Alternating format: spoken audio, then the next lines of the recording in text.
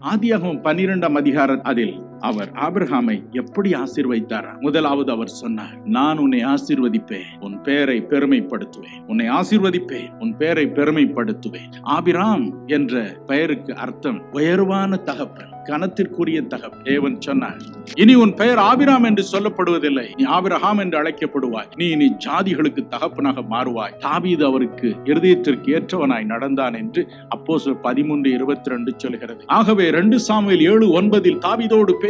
நான் உன்னை ஆசீர்வதிக்க போகிறேன், உன்னுடைய பெயரை நான் பெருமைப்படுத்த போகிறேன், உனக்கு ஒரு பெரிய பெயரை நான் உண்டாக்க போகிறேன் என்று சொன்னார். அப்படியே செய்தார். யாக்கோபை பாருங்க, ஆதியாகமம் 32:26-28 வரை வாசித்து பாருங்க. தேவன் அவனுக்கு தரிசனமானார் ஒரு தூதன் ரூபமாக. யாக்கோபு நினைத்தான் இதுதான் சமயம் என்று. அவர் இறுக பற்றி கொண்டார். ஓசியா 12ஆம் அதிகாரம் 3-4 சொல்கிறது, அவன் கெஞ்சி கெஞ்சி கெஞ்சி அழுதானா, நீர் என்னை ஆசீர்வதித்தால் ஒழிய நான் உம்மை போக விடேன். தேவன் கேட்டார், உன் பெயர் என்னப்பா? என் பெயர் யாக்கோப். யாக்கோப் என்பதற்கு எத்தன் என்று பொருளா? தேவன் அவனை பார்த்து சொன்னார், இனி நீ யாக்கோப் என்று அழைக்கப்படுவதில்லை, இனி நீ இஸ்ரவேல் என்று அழைக்கப்படுவாய். உனக்கு இஸ்ரவேல் என்று பெயரிடுகிறேன். இஸ்ரவேல் என்பதற்கு தேவ பிரபு, பெயரை பெருமைப்படுத்துவேன், உனக்கு ஒரு பெரிய பெயரை உண்டாக்குவேன் என்று சொன்னார். உண்டாக்கி